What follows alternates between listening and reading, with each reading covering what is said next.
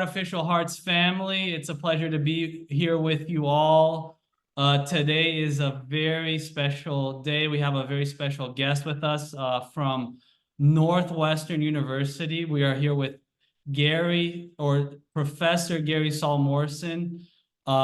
Professor Gary Saul Morson holds the achievement, right, Professor, of hosting one of the classes with the most students of Russian literature in America. So we're very grateful to have you here. He's a specialist in Slavic literature and, among others, Dostoevsky's writing. So I think we're very glad and happy to have you here with us for a very insightful conversation on kind of the theme of our program, which is Dostoevsky and the Brothers Karamazov. Welcome, Dr.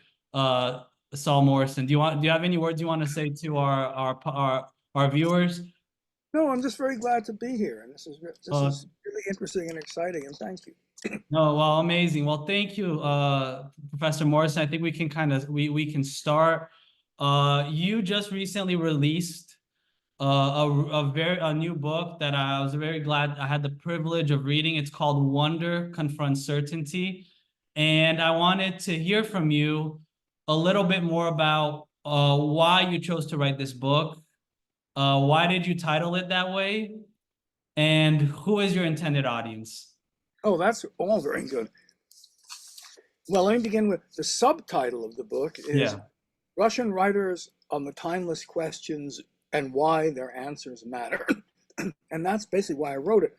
Russian literature has this really amazingly intense and probably unique capacity, obsession with addressing and answering the ultimate questions of life. You know, how can there be good and evil in a world of just natural laws? What are the most important things in a life? Does life have a meaning? How do we take or avoid responsibility? All these questions are the Russian writers obsessively talked about, and they became a particular concern of writers when conditions were extreme, as they were in the Soviet Union.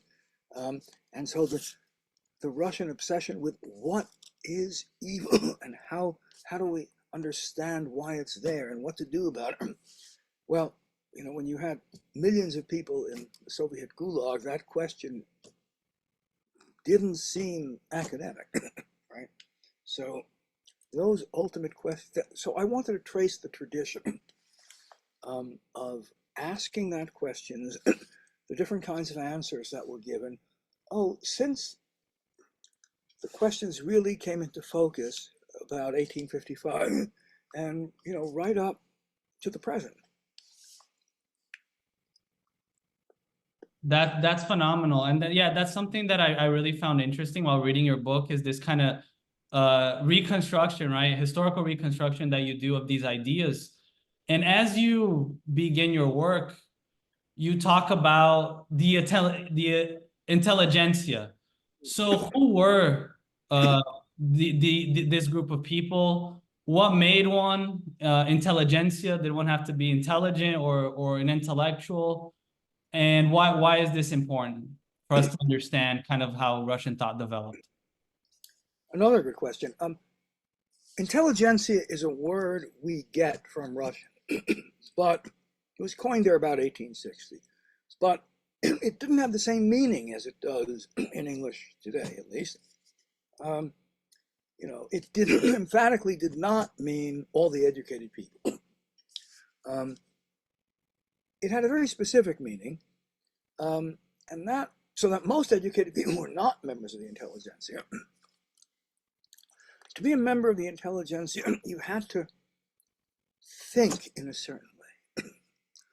To begin with, it was sort of like joining, people always compared it, you know, to joining a religious cult or a monastery. You had to give up all other connections to the world and identify primarily as a member of the intelligentsia. So, you know, you couldn't be a nobleman who was also a member of the intelligentsia or devoted to your profession as engineer. Oh no. That had to be your prime identity. Secondly, you have to share a certain set of beliefs. And you have to be an atheist. You have to be a materialist. You have to be a revolutionary. And, well, you could be a communist, a socialist, an anarchist. There was a little range in there, right? And they divided into some party for that reason. There was But like diversity within materialists, I'm assuming. yeah, as they say that they ran the gamut from A to B, you know. Um, and so for almost no, you couldn't say any of the great writers. They would have been insulted. I mean, Leo Tolstoy, for instance, right? First of all, he was proud of being Count Leo Tolstoy. Then, he identified primarily as a writer, not a member of the intelligentsia. He believed in God. Um, no one would have considered him a member of, and he had real contempt, for them. Um, for Tolstoy and for all the other great writers, you have to ask, well, the intelligentsia thought all our efforts should be devoted to revolution, and therefore that literature should be nothing but political propaganda, right? And of course, you can't do any great literature that way. So none of the great writers, belong to it. And gradually developed two traditions of thought. One was the intelligentsia, and that, they had enormous influence, and they seized power in 1917. Lenin and Stalin and Trotsky were typical, members of the intelligentsia. And from that point, they were not the people trying to make a revolution, they were the people in power, right? And they imposed that ideology, by force on the country. The writers, before the revolution, tried to show what was wrong with this kind of thinking, and seeing it take the extreme forms that it did. In Russia, people take things to the extreme. They develop wonderful other arguments about what life is and what meaning is in opposition to the intelligentsia. When the intelligentsia seized power in 1917, well, some writers, of course, wrote socialist realist propaganda, but the really great ones continued to formulate a different vision, only they couldn't publish it, right? I mean, they wrote it for the drawers, and said it underground. Eventually, some of these things were smuggled out, and we know them as some of the great novels of the 20th century. So here it is, the great novels of the 20th century, written in the Soviet Union, were highly critical of the Soviet Union and not just as a political regime, but of its sense of life and what it meant.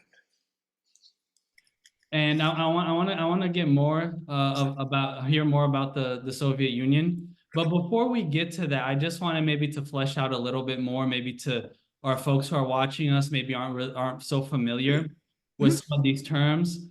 And how would you see the intelligentsia playing out in the Brothers Karamazov? So in your book, you talk about three classes that are kind of under this umbrella, right? The wanderers, the idealists, and the revolutionaries. Who were these kinds of classes of individuals? And what characters do you think in the Brothers Karamazov kind of fit with these different unique types of personalities? Yeah, I have a section of the book where I talked about three recurrent types of people who kept appearing, and one of them was, I call the wanderer. They were, sort of the intellectual equivalent of religious pilgrims, who were still present in Russia, going from monastery to monastery to monastery across the country. But these people, instead of going from monastery to monastery, went from idea or ideology to ideology, right? And they belong to one and then become disillusioned with it.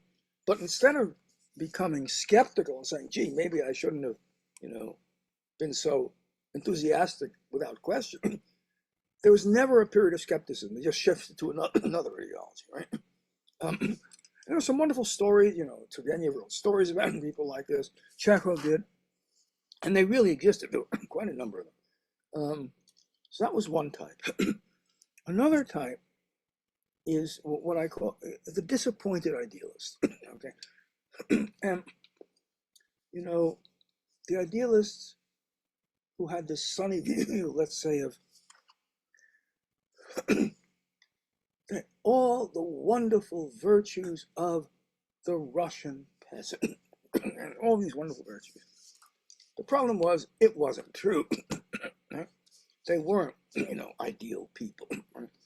And so what would happen would be these,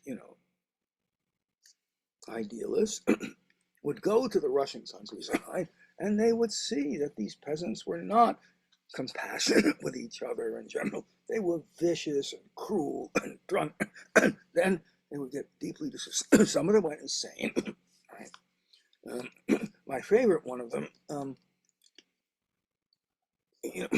was so affected by what he called the swinishness that he saw. He kept trying to explain it away or one thing, but he wrote these wonderful stories. This writer hasn't been translated. He wrote these wonderful stories about the peasant. But he eventually, this man who saw swinishness everywhere, not only went mad, but went mad in a very particular way. He thought he was a pig, literally, okay, because he saw swinishness everywhere. I mean, these are the, some of them became alcoholics. Mussorgsky, the composer, would be, an alcoholic. Some of them committed suicide, like my favorite one, the writer Vsevolod Garshin, who threw himself down the stairs. Right? The contact with reality was shocking, right? Because they were such sincere, and these are almost always good and decent people. Okay. Wow. I love reading that part when you talk about that.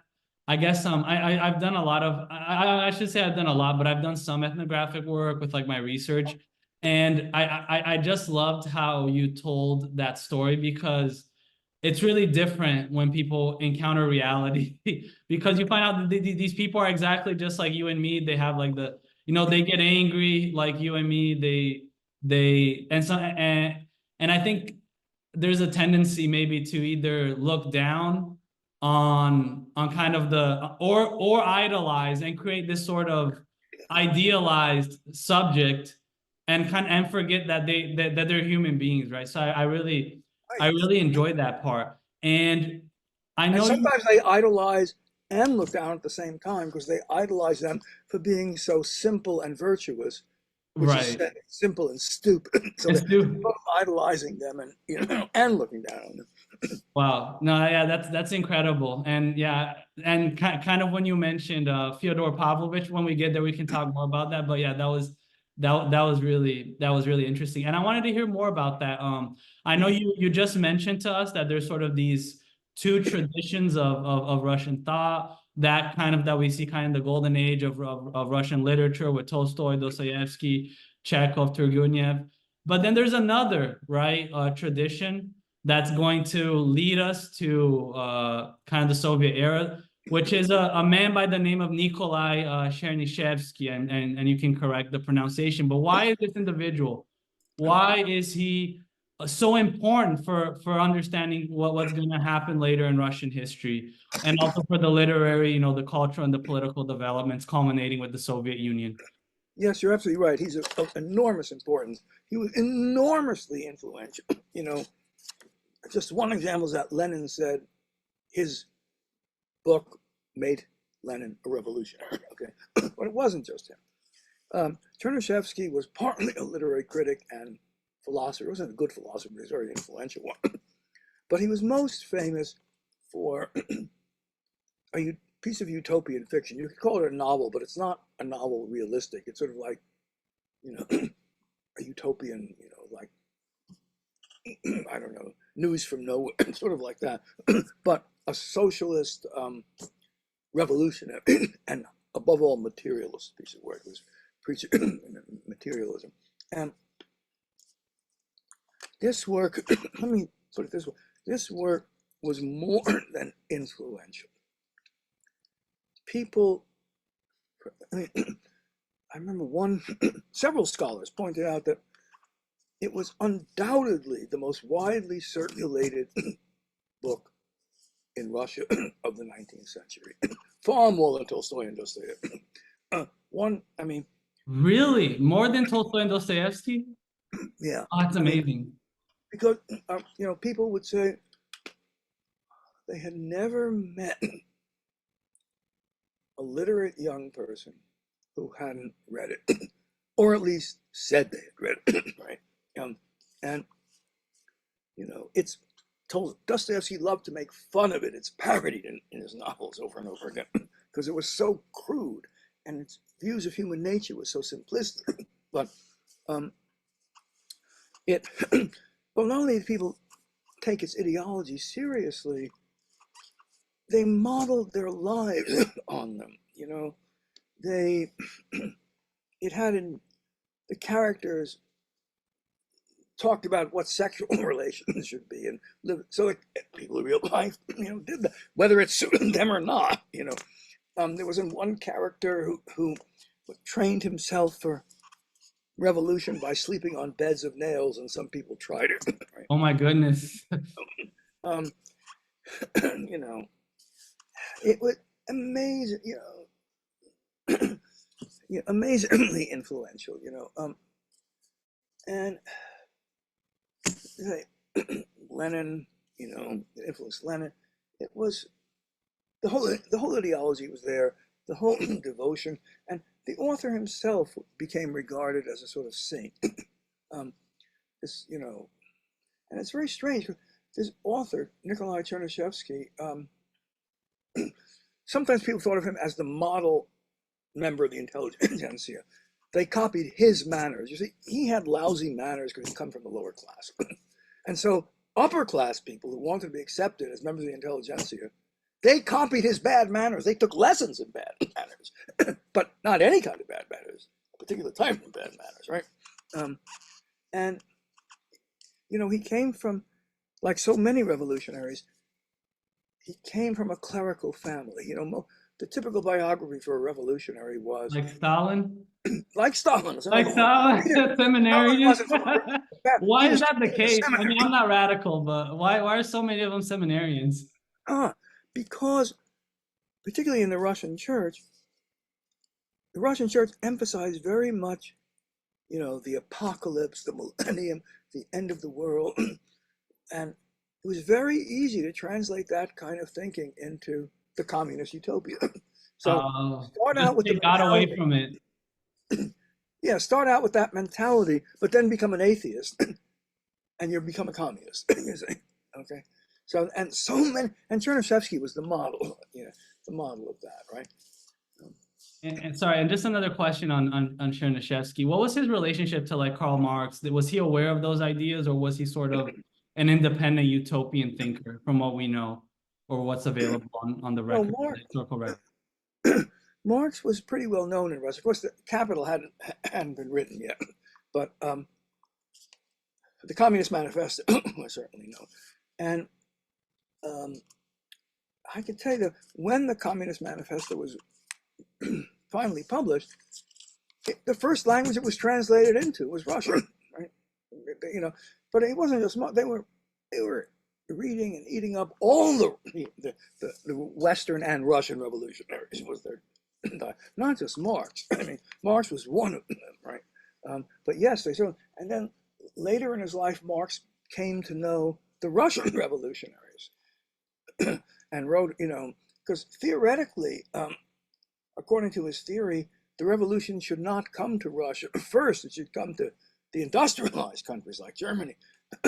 But then he met these Russian revolutionaries, these terrorists who devoted their life to terrorism. There were terrorism ever. It was the most, next to writer, it was the most prestigious occupation in Russia. Oh, what do you want to be when you grow up? Terrorist. It ran in families. Don't you want to be a terrorist like your Uncle Anton?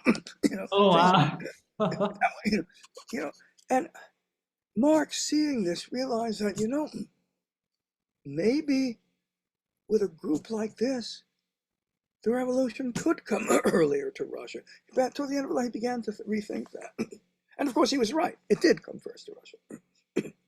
Wow, that's really insightful. And I think like one of the themes that I think your book, and I think other conversations where I've seen you speak on this, that I find insightful, is that the bad guys don't think that they're the bad guys. I think, like, at least the way that our history is taught. I mean, this is me, and you don't have to agree with me, but at least that the way I see a lot of people discussing, like, even the whole concept of being on the right side of history, the people that are on the wrong side of history at one point thought that they were on the right side of history, right?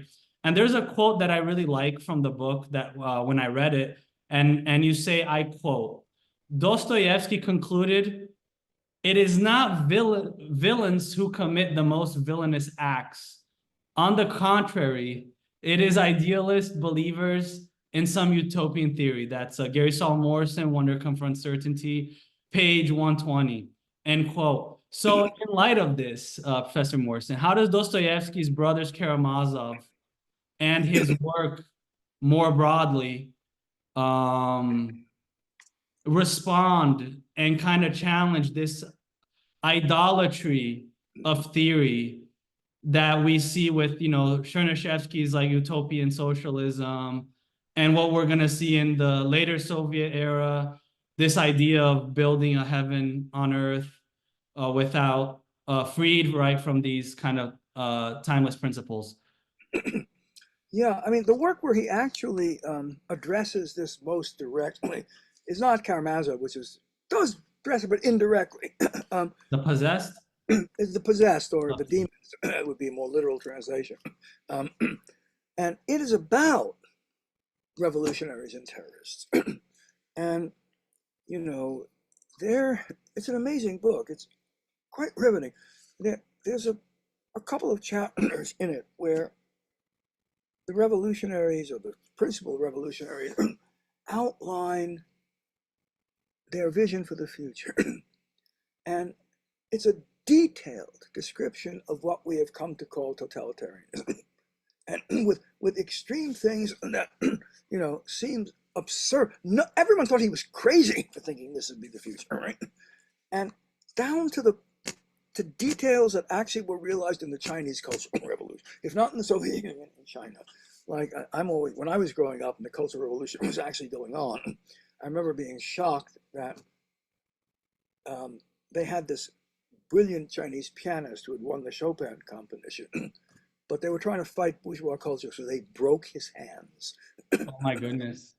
That's the sort of thing that is precisely predicted in there. When there's one line, we only want equality, nothing special. And then one of the characters says, how does it go?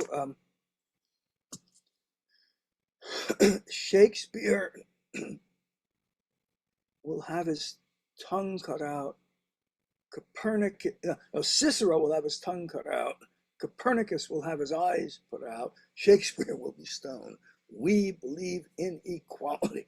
Only the necessary is necessary. Oh my goodness. It goes on and on with very detailed description, of what this was going to be. And, he was the only person in the 19th century who had any inkling of it, right? And when it actually happened, people look back and they said, why was he the only one who knew? How did he know? Right? And, my answer is, he knew what the intelligentsia was. He had himself once been a revolutionary. And so he knew what those people were like. And he saw how they were developing. And he asked himself, well, what would they do if they ever actually did get power? And he thought they were much more powerful than others did. And so he could guess what they would do. And he was right. But one of the things he said was, people were saying at the time, oh, these people are nothing but, lazy children who are bums and things like that. They know, uneducated. They know. He said, no. Some of them are, of course, but the leaders, the most important ones, are true self-sacrificing idealists. Wow. And evil things are not always done by people with evil motives. Sometimes they're done with people with wonderfully good motives. I like to say to my students, there aren't really people in the world, who are like the villains in Spider-Man, where you rub your hands and say, I want to do evil. Evil people almost always think they're doing good, right? So then the question is, if you think you're doing good and you're justifying violence, maybe you want to ask yourself whether you're one of those evil ones, in fact. Okay. No, that's amazing. I think that was like a very, I think that's like such a prescient, like a relevant insight, at least for like the generation that we're living in, like all the kind of events that we're witnessing. And it really made me think as I was reading the book. I found it very interesting, kind of this theme that is brought up, and especially applying it to kind of Dostoevsky and other classic Russian writers. They show this danger of loving an abstraction, loving an idea or maybe a theory, like humanity, justice, like all like these beautiful words, rather than like the individual in his or her own particularity, and also being open to kind of the contingency of life and hence, right, the wonder of life. So I wanted to hear maybe a little bit from you. Why is it so dangerous? This love of the theory of the abstraction, and how do we see this kind of love of abstraction, this love of theory being played out with the Soviet Union? And I also wanted to pick your brain a little bit to see if you see any kind of modern day parallels to that, even in our modern day, liberal, or some would say free U.S. society. Yeah, maybe the first question is, yeah, why is it so dangerous, this kind of love of theory of abstractions? Well, here's the thing. If you love abstraction, it's the abstraction that matters, not particular people. I want justice. If I have to sacrifice all these people, that's what you do to get justice, right? If you care about individual people, you're suspicious of that. But another thing, if you love theory, what usually goes along with that, if it's political theory, is you think you found the final answer to everything. If you've got, let's say, if you're a Marxist, right? You think that Marxism is the key to understanding everything. So, in the Soviet Union, if it looked like Marxist ideology conflicted with physics, with relativity or quantum theory, it was the relativity that had to go, okay? Because they were so certain the Marxism was right, okay? Well, once you're so sure you're right, or another way is, you're so sure that all justice lies on your side, okay? Then you are entitled, then the other side is simply evil or stupid or both. Then you are entitled to do anything to them, okay? And you do, because they're just evil, right? And there's a passage in, Solzhenitsyn's wonderful book on the Gulag called the Gulag Archipelago. It's a wonderful passage, often quoted. And he says one of the things he learned, there was, this is how he puts it. I learned that the line between good and evil goes not between classes. If only it was so easy, he says, if all the good people were here and all the bad people there, and all you do is get rid of the bad people, everything would be fine. But I learned that the line between good and evil does not run between social classes or nations or races or any other groups, right, that you can think of. It runs through every human heart, right? And so you keep that, but the people who believe in an ideology think that our people are the good ones and they're the bad ones, and that's why you get, let's exterminate the bad ones. Do you see? Yeah, I guess I think that was something so impactful, because I see even sometimes, and I mean, this isn't like a politics podcast or anything, but there is this sort of idea that we see that, we're the good guys. Well, how do you know you're the good guy? Yeah. Yes, I mean, it is becoming distressingly more, people, you see, silo themselves. They only hear other people who agree with them in newscasts, which will never say something that questions what they believe or give them some, fact that might be disoriented. So they don't even know the facts. And each side, silos itself like that. And when you never encounter a decent person who disagrees with you, it's easy for them to tell all those people are evil. There was a recent book out I saw a review about this guy who really interested in all those rural Republican voters. And he Uh-huh. goes and he expects these, foaming at the mouth racists. Mhm. And he finds nothing of the sort. I mean, they don't agree with him, but they never met kinder people. And they're nice and they're gentle. And they don't want to hurt anybody. And he doesn't know what to think about this. And when he concludes, well, if only they thought the way I did, they'd be great. But it's really unsettling to him. But why should it be a surprise? You want to ask yourself, did you really think that out there, outside your little circle, everybody was just plain evil? Well, the answer is yes, he did think so, right? But most people don't go out in the countryside to get disconfirmed, you see, right? And so it's easy for each side to believe, if they silo themselves, right, the worst of the other side, right? And once that happens, you see, democracy is impossible, because democracy depends on the notion that, okay, you think this way, I think this way, none of us has the absolute truth, we should compromise, you win this election, I win that election. If the other side is simply evil, you don't let them win elections, you have a one-party state. And, that is where I see us drifting to. I mean, maybe this thinking will stop, but if it doesn't, that's the only place it can lead. No, it made me think, kind of reading. I don't know if you're familiar. I mean, you probably are, but like Hannah Arendt, like the classic, like the whole notion of banality of evil, which is kind of that inability to think or see things from the perspective of the other, right? So I think this whole notion, right, of like the dialogue or being open to the uncertainty of life, right? That we're all like you mentioned, democracy requires that. And the opposite of that is this sort of absolute homogeneity or absolute uniformity seen through these different kinds of totalitarian states, whether it be like a fascist, a corporatist, a Nazi, or or communism. And I want to now kind of transition a little bit from revolution that we've been talking a little bit about to resentment and the banality of evil. But before we do that, I want to advertise our products. Artificial Hearts Podcast is brought to you by Artificial Hearts LLC. Get your merchandise on our website. We have this wonderful mug here, inspired by Alyosha from the Brothers Karamazov.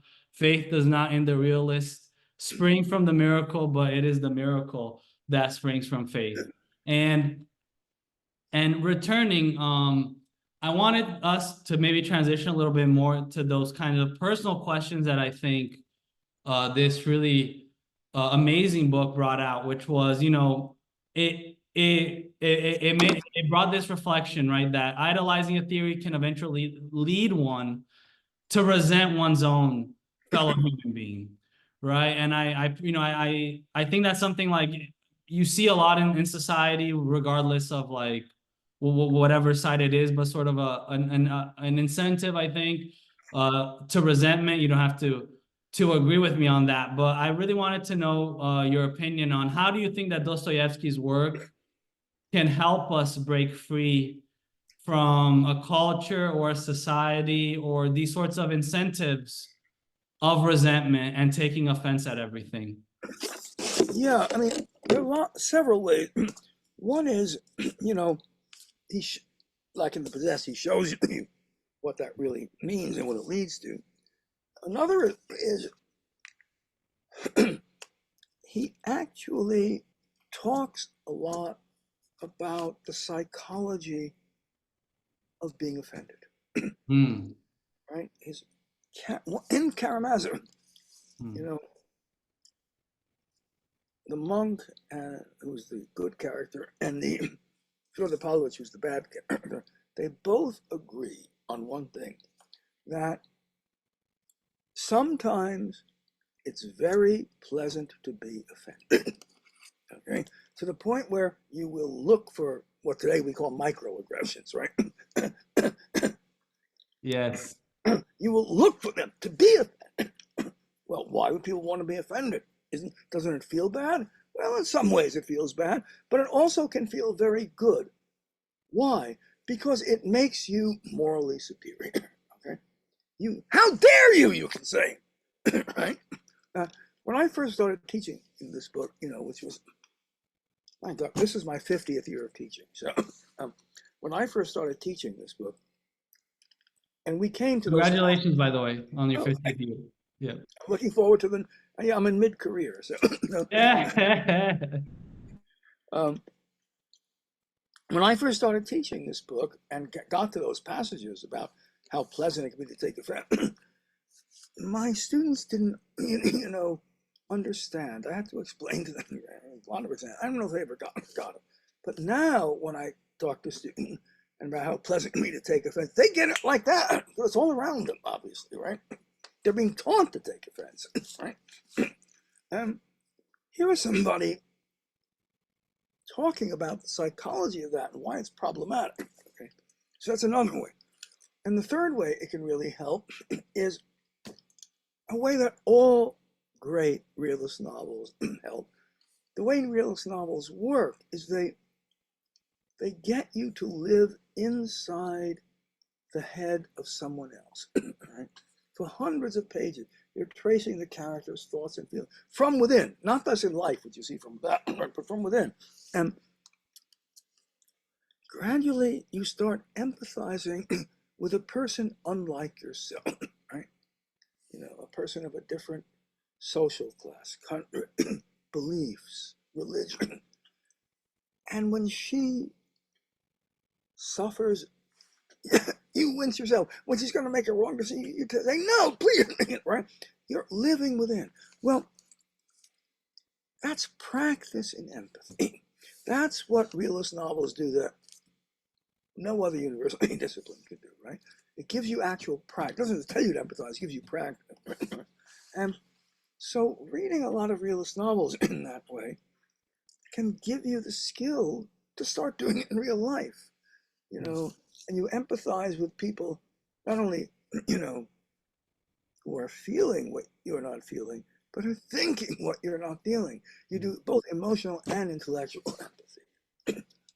But that's true, and that's, that's one of the ways in which the great Russian writers thought of their novels as counteracting ideology, because ideology teaches you not to empathize, right? One of the things that, when I was first really studying Soviet thinking, what really struck me was that they taught that pity and compassion were vices. They were bad things. Wow. Children were naturally, we think, children naturally selfish. You have to teach them not to be. The Russians Soviets were thinking, no, they're naturally compassionate, and we have to teach them not to be, because compassion, indiscriminate compassion, then you'll start doing it to a class enemy, an enemy of the party, when you have to really shoot, and you might not shoot that person when you should, right? It really struck me that, empathy, compassion, there was a place where they were not considered virtues. I'd always thought, well, of course, everyone thinks they're virtues, only, they define what compassion is and who you should compassion. No, it's not true. That gap, is so enormous. It really shows you what a different view of life can be. Well, and I think that ties in so much with this sort of question of the banality of evil and the numbing of one's humanity, of how ideology does that. And yes, another really great quote from the book that I like, and I quote, I think everybody should pay very close attention to this.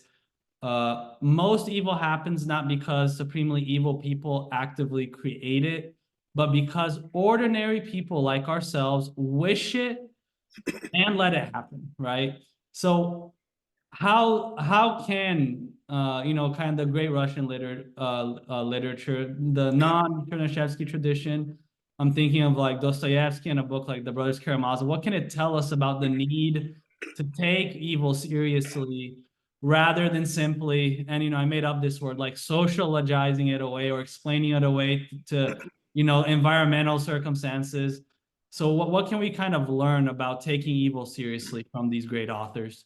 Well, first I'll mention that, you know, in Karamazov, yeah, Karamazov was all about why bad wishes, hating people within, but not thinking, well, I can hate the person, but I'm not going to do anything about it, right? That isn't true. They rarely, most evil comes from bad wishes you wouldn't act on. How the whole plot of the novel is constructed around how bad wishes can indirectly become actions, right? And it's also, you know, the case where, well, we all have bad wishes, right? And we have a tendency to think that evil is what people unlike ourselves do. That's what, you know, the typical picture of Satan, the devil, right? Who's the embodiment of evil, is some horrible, ugly, grand, you know, fire and brimstone guy, right? And that's very comforting, because if that's what evil is, it's not in us, it's out there, it happens to us, but it's not in us.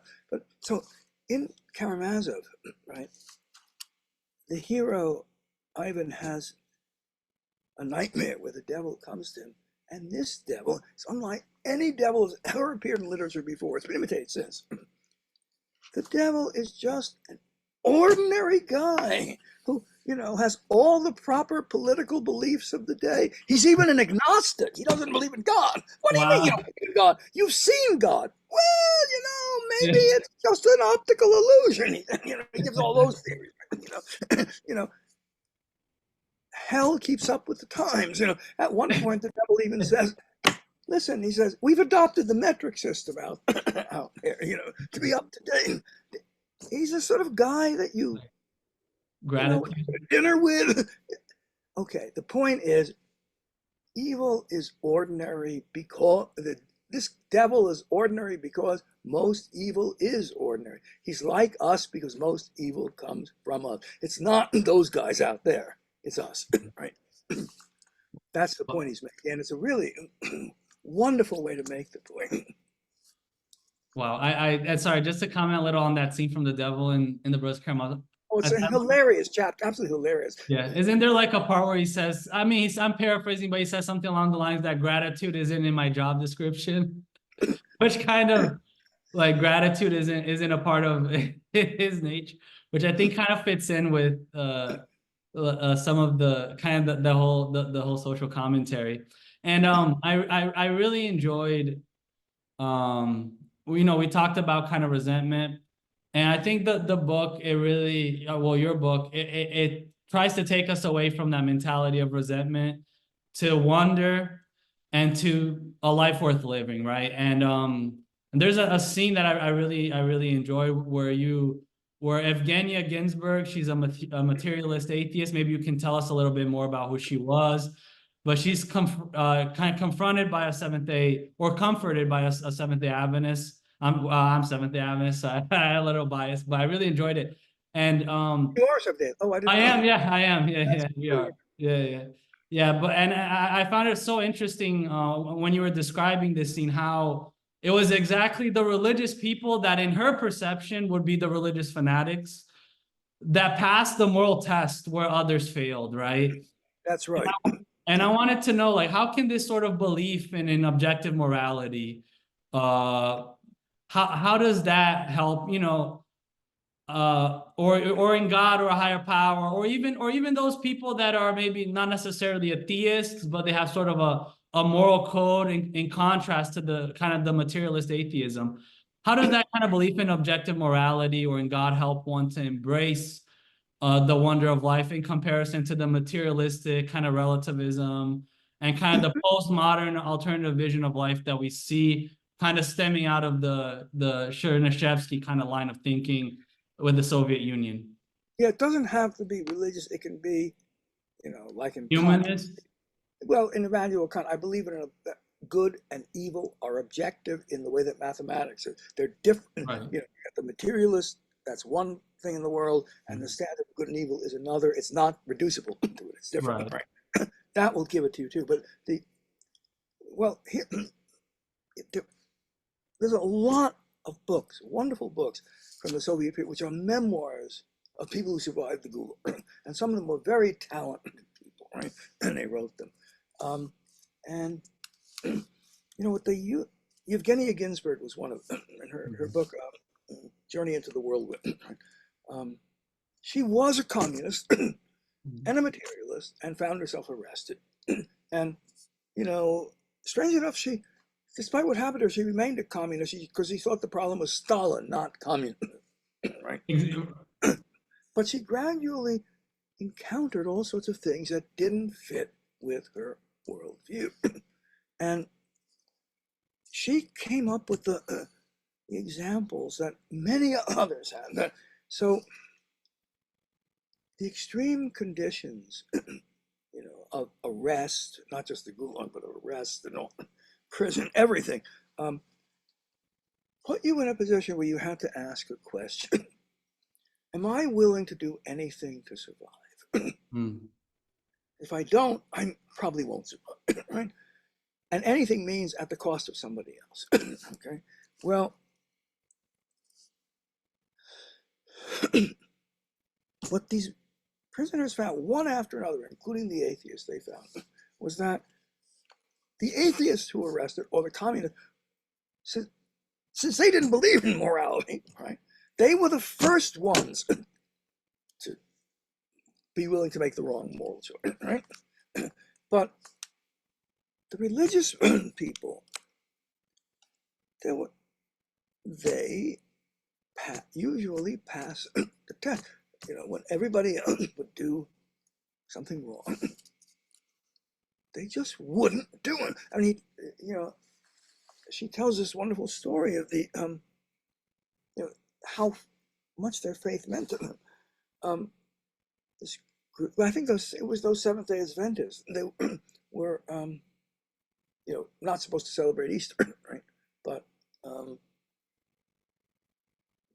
they insisted they wouldn't go to work. They wanted to celebrate Easter, and they were, ordered out and made to stand barefoot on the ice. This is 30 to 40 degrees below zero, right?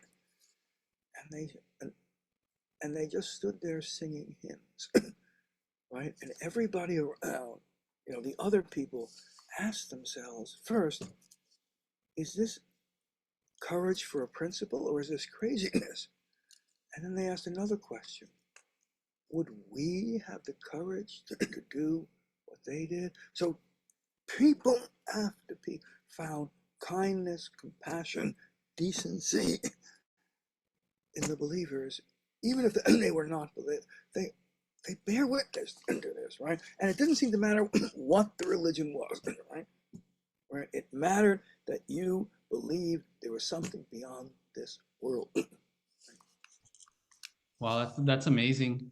And how can, I think one of the answers that you give, right, to that I think applies even to the polarization that we're seeing today in our world. On both extremes, you have maybe like political right, you have people that are kind of reverting back to sort of this principle of authority.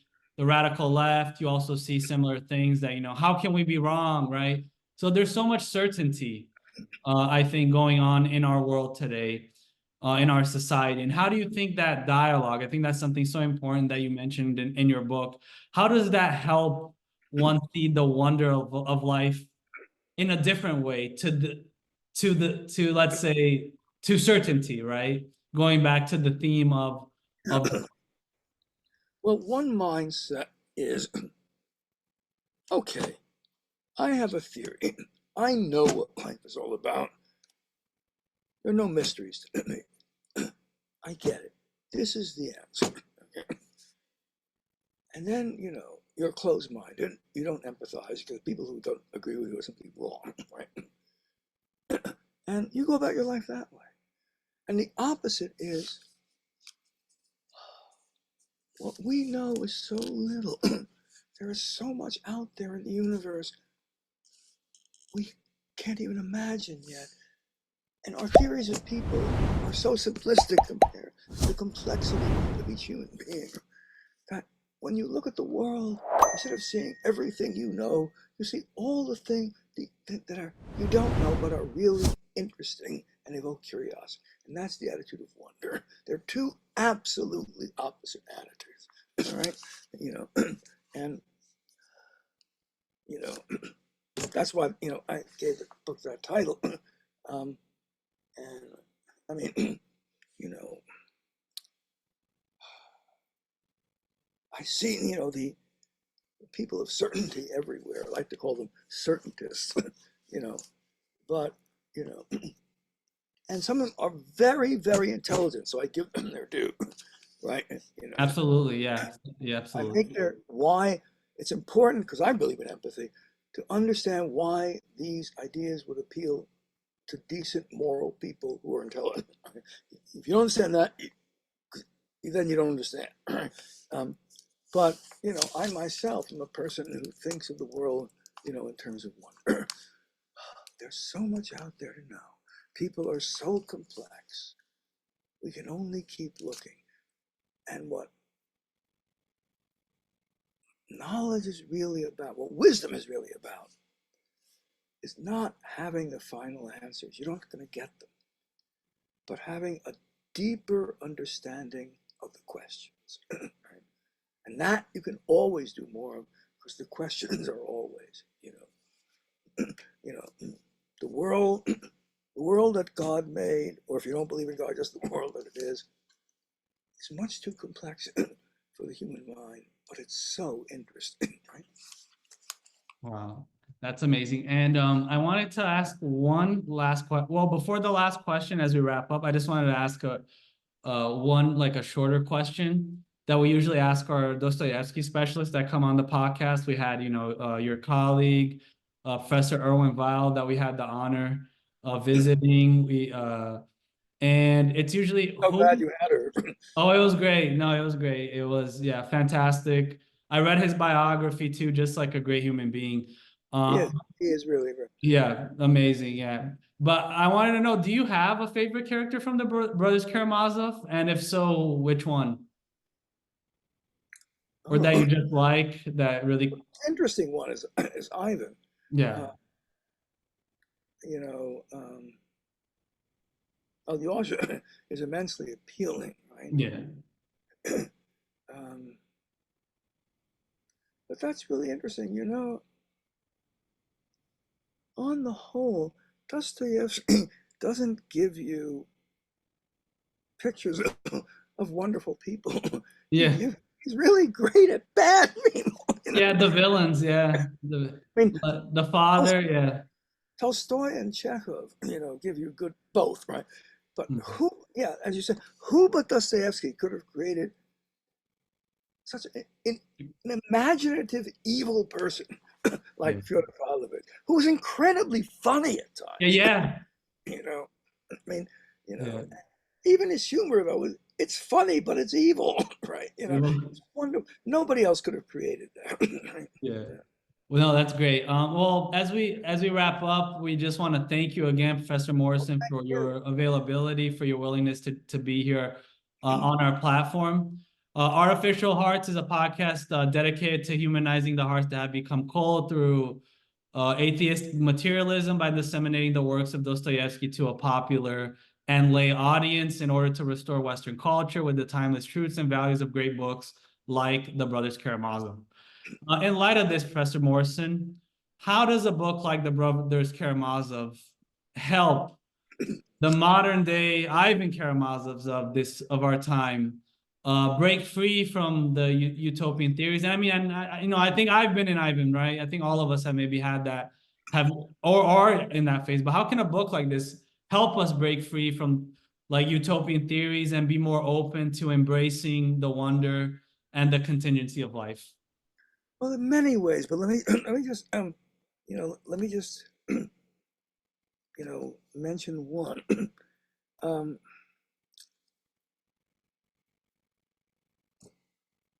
the materialists, the postmodernists, they who are very different, right?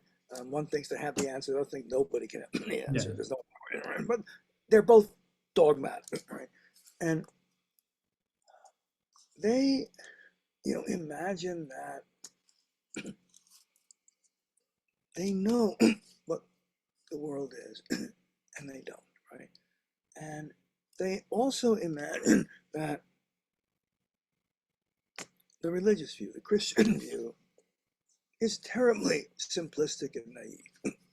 But what Dostoevsky does in this book is he shows you what okay, let's take their view of human psychology. Now, let me show you how I interpret the gospel, the Sermon on the Mount ideas, and what they imply about human nature. And once you see that, you will see that, in fact, the Christian view is the sophisticated one, the complex one. And now, of course, somebody could say, well, that's just Dostoevsky's interpretation of the Christian view. Yes, you could say that. But if, insofar as he's right about that, he really does show it's a much more, adequate description of human nature than we usually get elsewhere. And on that note, thank you for watching our podcast, Artificial Hearts, and may you be open to embracing the wonder of life. Thank you so much. Thank you, Professor Morson, for joining us.